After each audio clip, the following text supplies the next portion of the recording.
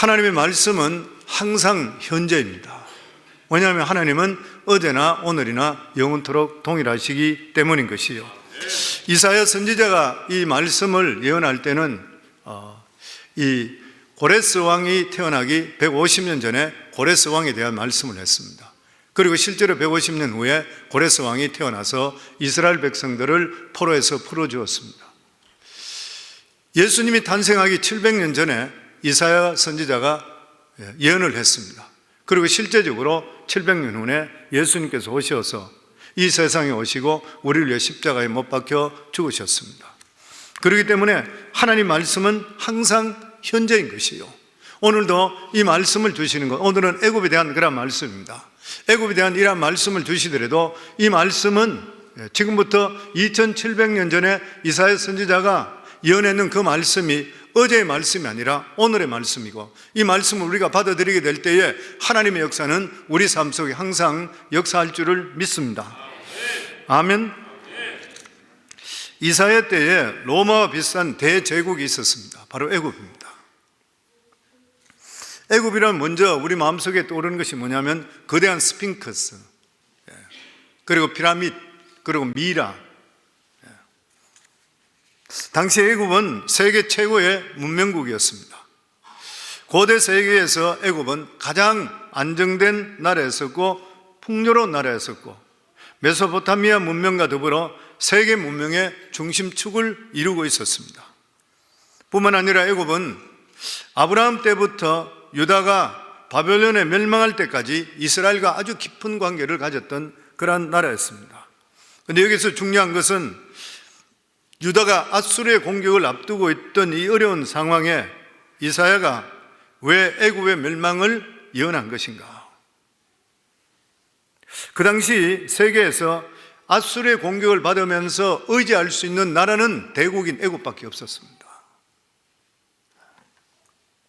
그런데 하나님께서는 이들에게 말씀하시기를 이미 애굽은 옛날의 애굽이 아닌 것이고 망해가는 나라이기 때문에 의지할 필요가 없다는 것이요. 아예 애굽이라는 나라는 너희들 마음에 없는 것으로 생각하라. 그리고 나서 계획을 세우라. 이렇게 말씀하는 거예요. 애굽은 보기에는 굉장히 크게 보이고 힘이 있어 보이지만 곧 무너질 것이니까 믿질 말라. 이스라엘 사람들의 마음에는 자기들이 애굽에서 430년 동안 종살이 하다 나왔기 때문에 급하면 애굽으로 피하려고 그럽니다. 아브라함도 그랬었고 그 후에도 자손들도 그렇고 항상 그들 마음속에 뒷병이 누구냐면은 애굽이라 이렇게 생각했던 것이에요. 그런데 하나님께서는 이들은 이 애굽은 벼락맞은 나무와 같다, 힘이 없다 보기에는 그래도 실제 산에 오를 때 위험한 것은 벼락나무 맞은 나무를 의지해서 잡았다 그러면 한순간에 무너진다 그래요. 하나님의 백성들 마음속에 항상 유혹이 있는 것이 뭐냐 하면은 눈에 보이지 않는 하나님 말고 믿을 수 있는 것, 무엇인가 세상적으로도 든든한 줄을 잡고 싶은 거예요. 그래서 재산이든지 아니면 직장이 확실한 마음이 덜 불안한 거예요. 그런 것들이 있게 되면 자신감이 생겨. 제가 아는 어떤 분도 보면 은행에 돈이 있게 되면 불안해하지 않고 은행에 돈이 떨어지면 굉장히 불안해하는 거예요. 그런데 본문에 말씀하는 것은 눈에 보이는 것은 언제든지 사라질 수 있다는 것이에요. 그렇다면 가장 안전한 것이 무엇입니까? 하나님을 붙들라는 거예요. 그래서 우리는 좋은 직장에 다니지만 언젠가 이게 아닐 수 있다 생각하라는 거예요. 재산이 있지만 언젠가는 없어질 수 있다는 것을 생각하라는 것이에요. 정말 위기 상황에서는 이게 도움이 안 된다는 것을 생각하라는 것입니다. 썩어질 것을 붙들게 되면 안전할 수가 없다고 하는 것입니다. 다윗이 하나님 마음에 합한 자가 되었던 그러한 것은 다윗이 완전해서가 아닌 것이에요. 그는 매사에 하나님께 자기를 살린다는 것을 믿고 하나님을 철저하게 의지했기 때문인 것입니다. 다윗의 생애는 대단히 모험적인 그러한 생애였었습니다. 그는 적진 깊숙이 들어가기도 했었고 어떤 때는 적들에게 포위되어 있을 때도 있었습니다. 그럴 때 다윗은 하나님께 부르짖을 때에 하나님께서 어김없이 나타났습니다. 바로 하나님의 초자연적인 도움이 있었습니다. 어떤 때는 천둥 번개가 쳤고 어떤 때는 비가 억수같이 쏟아졌습니다. 그래서 다윗은 자기가 어떤 위기에 있다 한다 하더라도 하나님이 도우신다는 것을 믿었기 때문에 누구보다도 담대했고 모험적인 삶을 살아가게 되었던 거예요. 그래서 시편 18편 2절에 보면 여호와는 나의 반석이요 나의 요새시요 나를 건지시는 이시요 나의 하나님이시요 내가 그 안에 피할 나의 바위시요 나의 방패시요 나의 구원의 뿌리시니 나의 산성이시로다. 이 고백이 우리 모두의 고백이 되기를 주의 이름으로 축원합니다. 다윗은 인생이 피할 곳을 하나님이라 고백했던 거예요. 어떤 얼음이 처해지더라도 나를 건질 분은 여호와 우리 하나님 아버지시라. 사랑하는 성도님들, 성도들에게 가장 안전한 피난처는 말씀이 살아있는 교회입니다. 아멘. 신앙 공동체 안에 들어있게 될 때에 마귀가 아무리 우리를 찍어낼라 하더라도 찍어낼 수가 없어요. 왜 그래요? 하나님의 보호막이 있기 때문인 것입니다. 그래서 교회를 떠나지 말라는 것이요, 교회 안에 들어와 있으라는 거예요. 우리는 애굽의 심판이라면은 제일 먼저 모세가 출애굽할 때에 애굽에 내렸던 10가지 재앙을 생각합니다. 근데 오늘 이스라엘을 통해서 애굽에 심판하신다는 것은 출애굽 때의 재앙과는 전혀 다른 것입니다. 우리 1절 말씀 저희들 같이 읽겠습니다. 애굽에 관한 경고라 보라. 여호와께서 빠른 구름을 타고 애굽에 임하시리니 애굽의 우상들이 그 앞에서 떨겠고 애굽인의 마음이 그 속에서 녹으리라. 원래 구약 성경의 구름은 하나님의 임재, 신적 영광을 말씀합니다. 여기 보면 빠른 구름을 타고 애굽에 임하리라. 하나님은 특별한 방식으로 애굽에 임해서 재앙을 주실 것을 예언하고 있습니다. 그리고 여기 보면 애굽의 우상들이 그들 앞에 떨겠고, 하나님의 심판에 대해서 애굽의 우상들은 속수무책이에요. 전혀 도움이 되지 않는다는 것이죠. 다른 인간적인 모든 방법도 소용이 없다는 것입니다. 그러면서 2절부터 보면 다음 절부터 나타나는 애굽의 심판들은 출애굽에 나타난 재앙들과는 전혀 다른 것입니다. 하늘에 우박이 떨어진 것도 아니고 불이 떨어지는 재앙도 아니고 모두 자연스러운 재난들입니다. 하나님께서는 이 세상을 심판할 때 두 가지로 심판합니다. 하나는 하나님의 심판인 줄 눈에 확실히 보이도록 만들어줍니다. 막 기적의 방법으로 내리치는 거예요. 바로 출애굽할 때 그때입니다. 재앙을 당하는 사람이 내가 재앙을 당하는구나 느낄 수 있도록 하는 거예요. 아, 하나님께 나에게 이렇게 하시구나. 그러니까 애굽의 바로 왕이 모세에게 제발 좀 기도해서 이 재앙이 없어지게 해달라. 눈으로 보였던 재앙입니다. 다른 또 하나는 별로 하나님 심판 같지 않는 것이 심판입니다. 모든 것이 다 정상적인데 비가 오지 않는다든지 아니면 경기가 나쁘다든지 해서 조금씩 망해지는 것이요. 이런 경우는 누구든지 일어날 수 있는 일이라 그렇게 생각하기 때문에 굳이 하나님의 심판이라 생각하지 않게 되는 것이요. 그래서 끝까지 괜찮겠지 인간적인 방법을 의지하고 혹시나 하는 여행을 기다리다가 나중에는 완전히 회복 불능 상태에 빠지는 것입니다. 다시 말하면 하나님의 심판은 때로는 천둥 번개처럼 무섭게 나타날 수도 있지만 어떨 때는 좀처럼 조금씩 갉아먹는 거예요. 이런 식으로 나타날 수도 있는 것입니다. 그런데 이 두 가지 방식 중에 무엇이 더 무섭겠습니까? 두 번째 방법입니다. 눈에 보이지 않게 조금씩 갉아먹는 것, 훨씬 더 무서운 것이에요. 건강도 마찬가지인 것입니다. 눈에 보이는 이상은 그렇게 크게 무섭진 않아요. 병원에 가면 단번에 병의 원인을 알기 때문인 것입니다. 그런데 자신도 모르는 사이에 너의 몸이 왜 자꾸 이렇게 되지? 조금씩 병 들어가는 경우, 그러다가 어느 순간에 회복 불능 상태에 있을 수가 있는 것입니다. 하나님께 주로 기적적인 방법으로 심판할 때는 언제인 것입니까? 하나님이 나라를 세울 때, 이스라엘 백성들이 출애굽할 때, 하나님 나라를 세울 때입니다. 이럴 때는 기적적인 역사가 수도 없이 일어납니다. 우리 교회를 봐도 마찬가지입니다. 저희 교회가 세우는 과정에서는 기적들이 진짜 많이 일어났습니다. 귀신의 역사도 많이 일어났고. 그런데 애굽은 이때가 하나님을 경험하는 기간으로 하나님이 어떤 분인지를 알게 했습니다. 왜냐하면 모세가 기도만 하면 재앙이 물러가기 때문에. 우리가 초창기만 해도 병고침 역사도 엄청 많이 일어났어요. 귀신도 쫓겨갔고 엄청 그런 일들이 많았어요. 그런데 이 사람들이 이것을 일찍 이렇게 알았더라면 하나님께 일찍 항복하고 하나님의 참신을 섬겼어야 되는데 그들은 하나님을 믿지 않고 끝까지 반항했습니다. 그러면 이사야가 지금 하나님께서 애굽에 재앙이 내리실 것을 말해주시는 이유가 어디 있습니까? 회개하라는 것이죠. 항상 우리들에게 하나님 말씀이 들릴 때는 회개하라는 것입니다. 하나님께서 우리가 회개하고 하나님의 복을 받기를 원하시는 것이지 멸망하는 것이 하나님의 뜻이 아닌 것이요. 그래서 여기 보면 그렇지 않으면 예언대로 멸망할 것이라 이렇게 경고하는 것입니다. 우리가 잘못했거나 하나님 말씀을 떠났을 때 그때 하나님께서 징계하고 어려움을 주신다는 것은 뭐냐면 하나님께서 우리를 아직도 사랑하시고 포기하지 않으셨다는 거예요. 정말 무서운 것이 뭐냐면은 분명히 잘못했는데도 불구하고 일이 더 잘 되는 것이에요. 신앙생활 잘못하고 있는데도 불구하고 모든 것들이 잘 되게 느껴지는 거예요. 이거는 하나님 그 사람을 버리시는 과정입니다.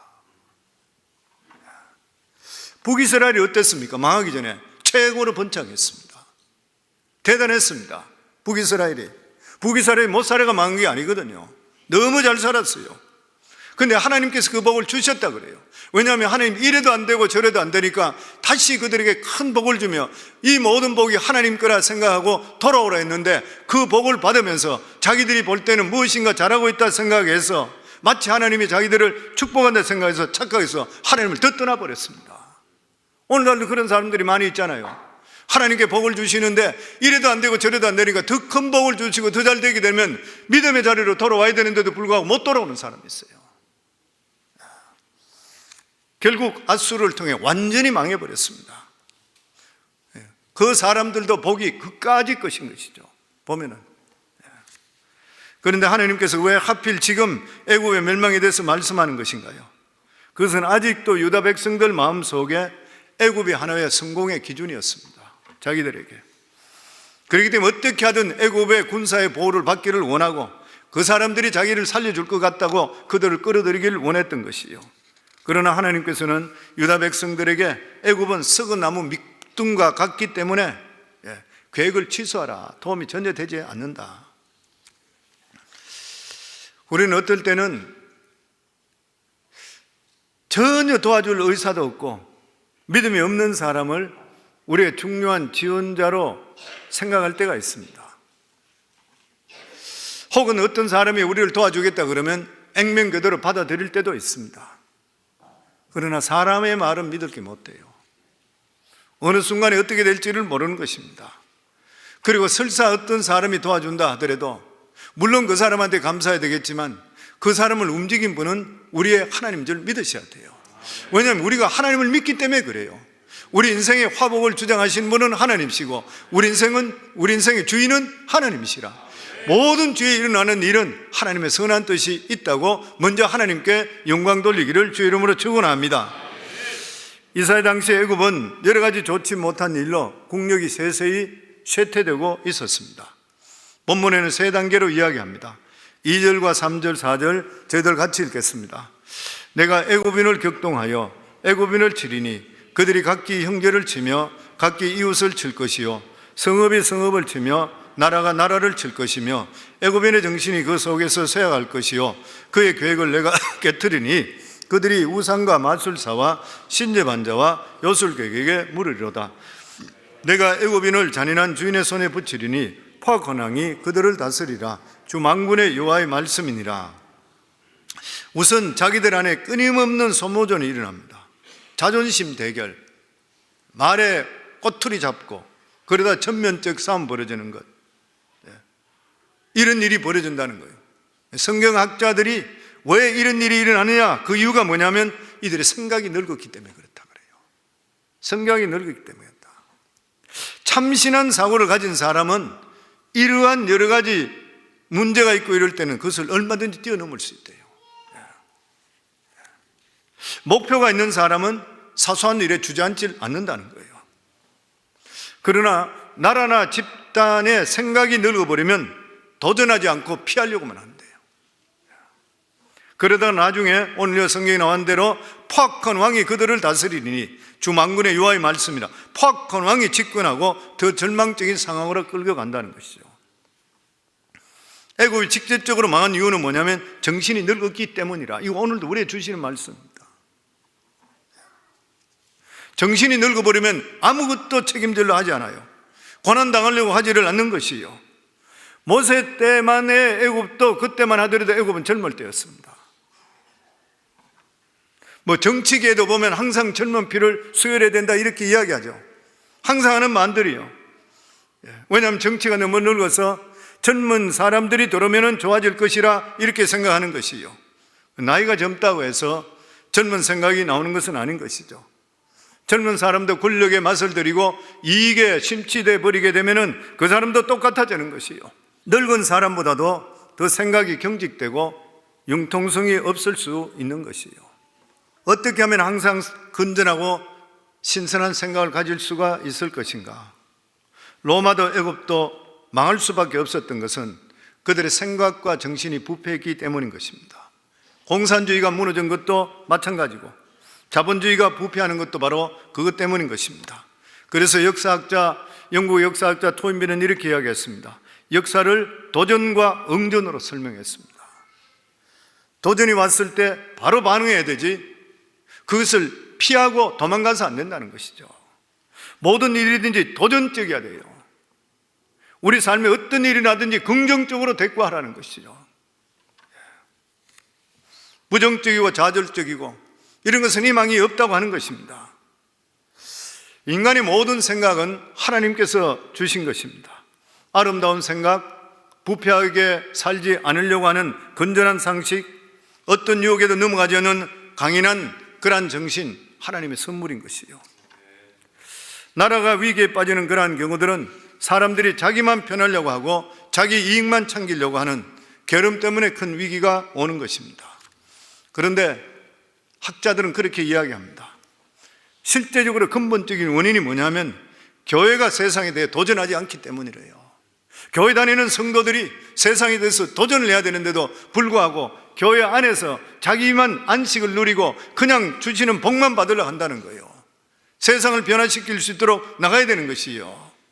잘 먹고 잘 사는 것으로 행복해지는 것이 아니라 계속적으로 도전해야 되는데 교회나 교회 성도들이 입을 다물어 버린대요. 그렇게 되면 세상이 교회 안에 들어와서 교회와 성도들을 장악해 버린답니다.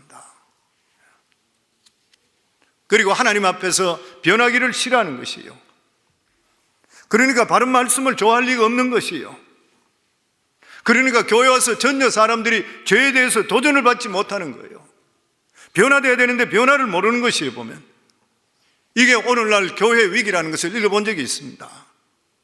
그렇기 때문에 우리 성광교회 성도님들은 정말 시대를 이끌고 시대의 흐름을 바꿀 수 있는 이러한 도전적이고 응전할 수 있는 우리 성도들이 되기를 주 이름으로 축원합니다. 그런 사람을 하나님께 찾아서 들어서는 거예요.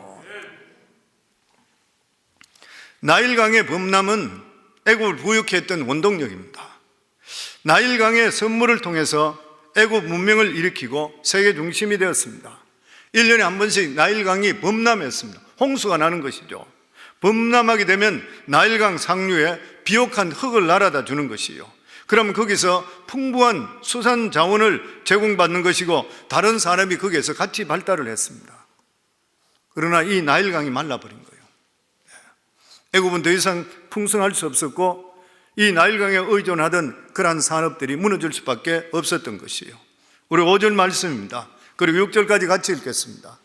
바닷물이 없어지겠고 강이 잦아서 마르겠고 강들에는 악취가 나겠고 애굽의 강물은 줄어들고 마름으로 갈대와 부들이 시들겠으며 사람들은 하나님께서 주시는 축복을 주시는데도 축복과 그 축복의 주인을 연결시켜 생각하지 않는 거예요.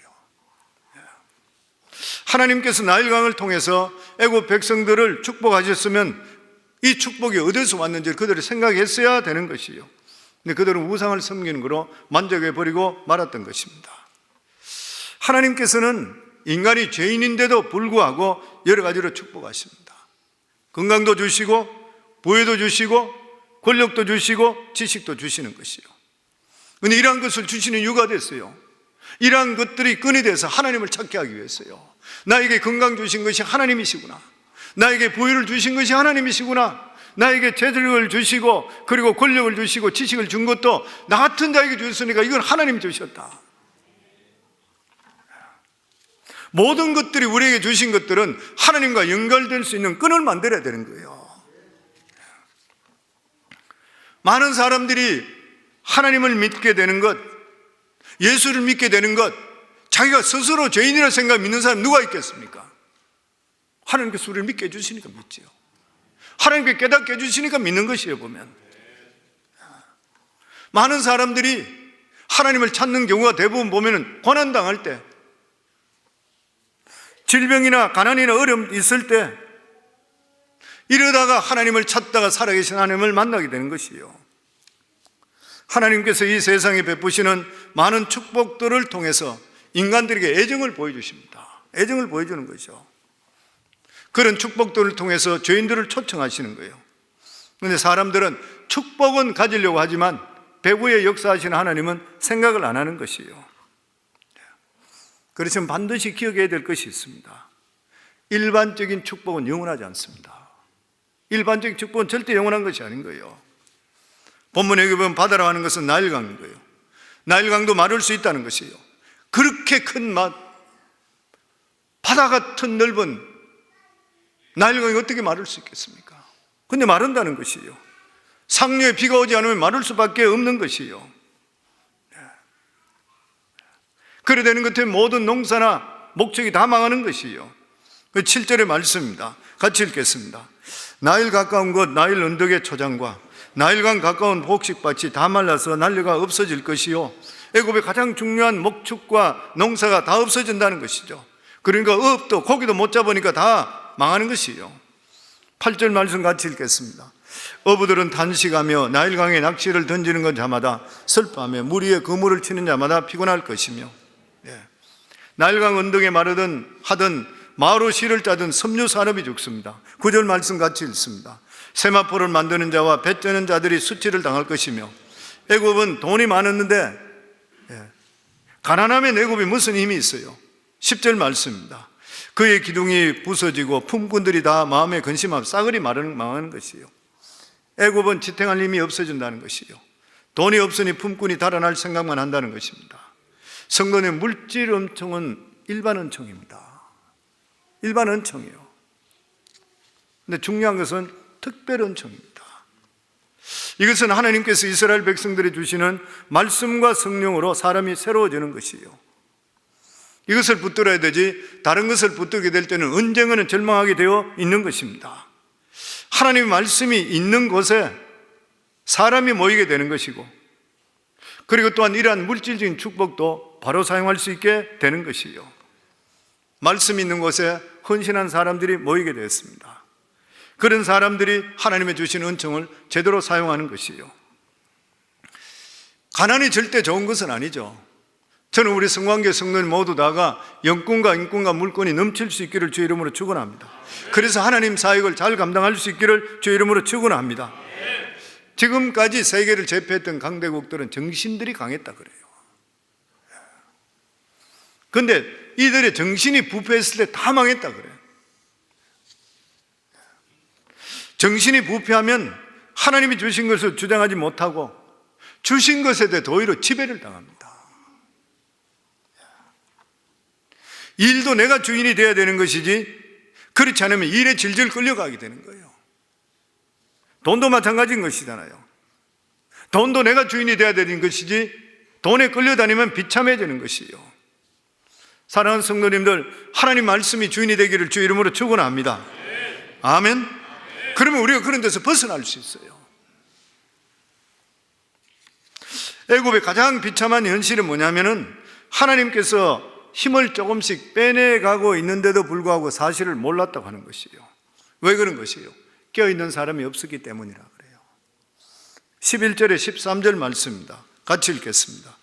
서안의 방백은 어리석었고 바로의 가장 지혜로운 모사의 책략은 우둔하여졌으니 너희가 어떻게 바로에게 이르기를 나는 지혜로운 자의 자손이라 나는 옛 왕의 후예라 할 수 있으랴.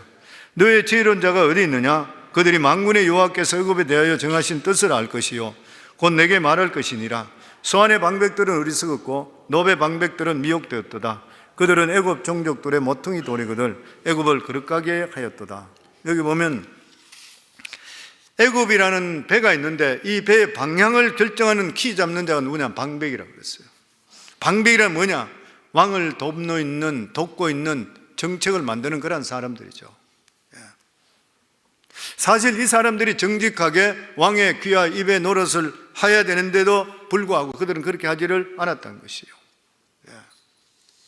배가 암초를 향해 달려가고 있는데도 불구하고 내일이 아니라 생각해버리고 그들은 배가 파손될 때까지 그들은 그냥 보고만 있었다는 거예요. 요셉이 애굽 총리가 되었던 것은 그 당시에 애굽의 위기를 정확하게 알았습니다.